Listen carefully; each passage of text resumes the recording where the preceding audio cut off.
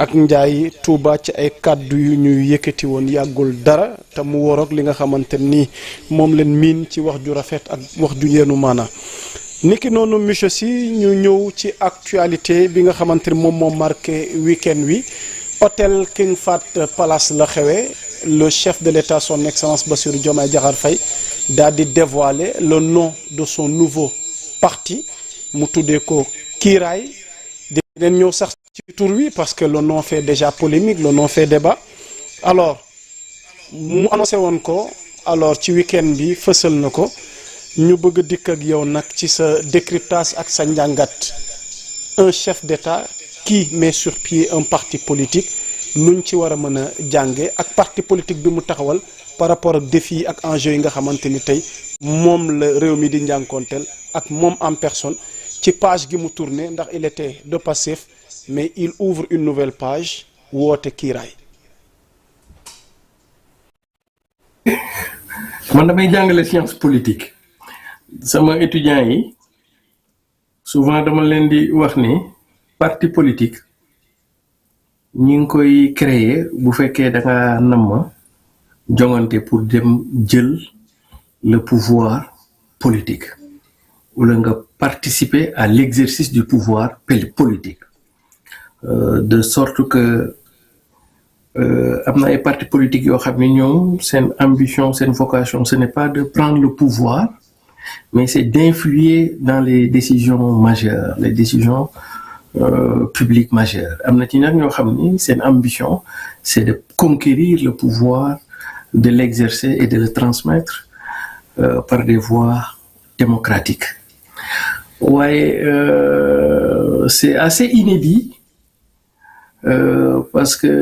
président Diomaye Faye presque tout relève de l'inédit chez lui quelque part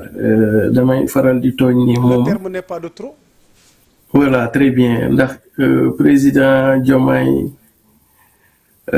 daa bokkoon ci benn parti d'abord bu tudd Pastef seen leader Ousmane Sonko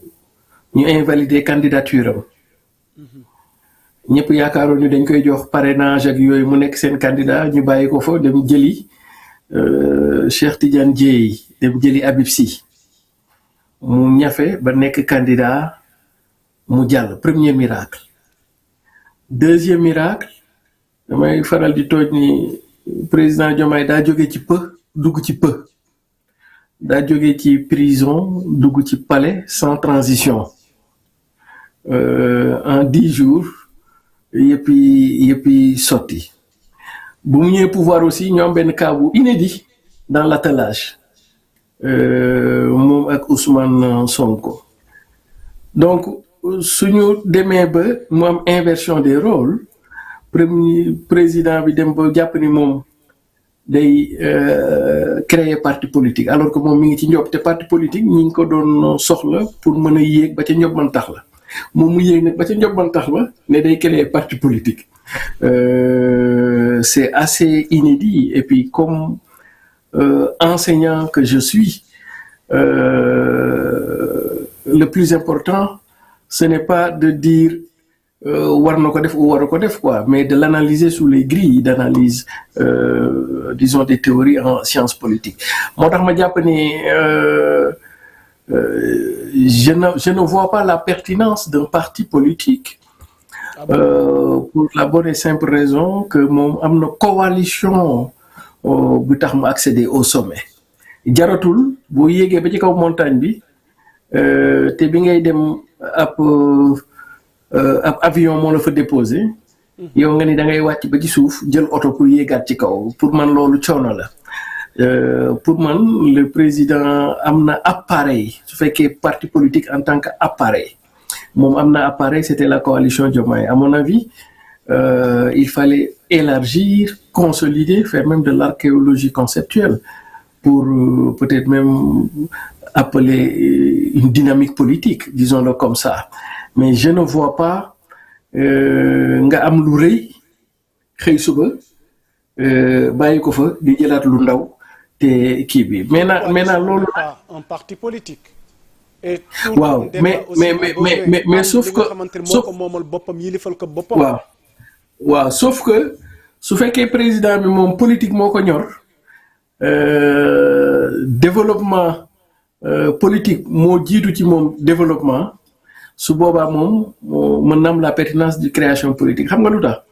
parce que président de la république du ñu ko nattee ci promesse boo xasee ba yor lenge yi ni ñu lay nattee mooy say action ak say réalisation ay say action ak say réalisation seen parti politique amu ci importance fondamentalement xam nga parti politique kañ lay amee importance fondamentalement mooy ngay laaj réew su boobaa tu vends un discours tu vends une promesse donc parti politique mais boo xasee ba yor nguur yow xaaratuñ la ci discours xaaratuñ la ci promesse ñun dañ lay xaar ci ay action ak ay réalisation et dès lors que yaa ngi ci le temps de l'action et le temps de la réaction et des réalisations soxlawuloo en soi un parti politique parce que am nga levier institutionnel étatique yëpp pour mën a dawal defal résultat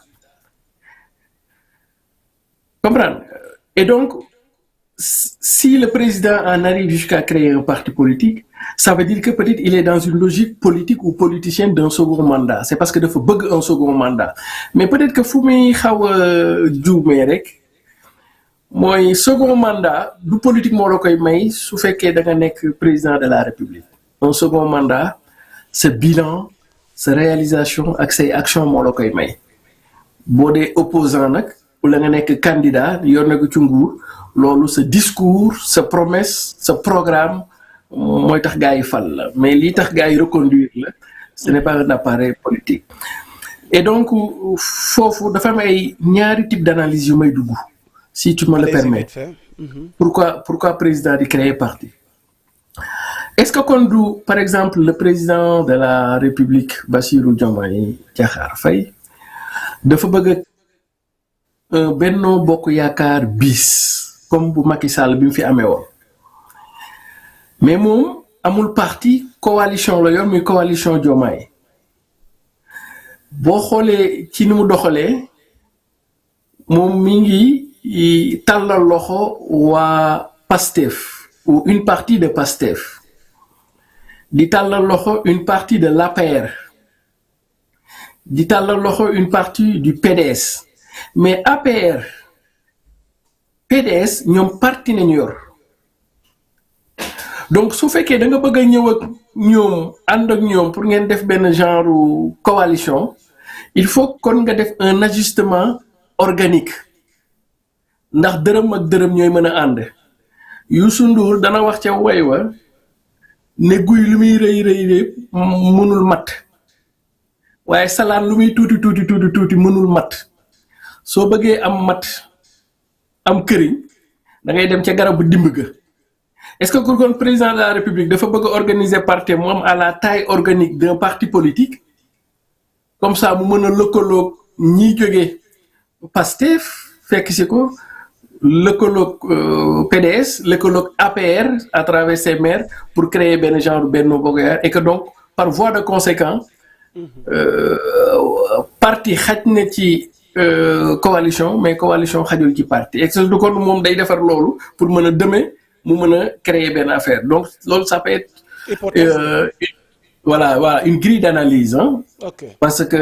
rien ne peut faire comprendre la nécessité pour un président de la République en action de créer un parti politique alors qu'il est déjà président de la République alors qu'il a déjà une coalition qui l'a amené au pouvoir. Le parti est créé mu tuddee ko kiiraay le nom fait débat alors noo jàngatee concept bi nga xam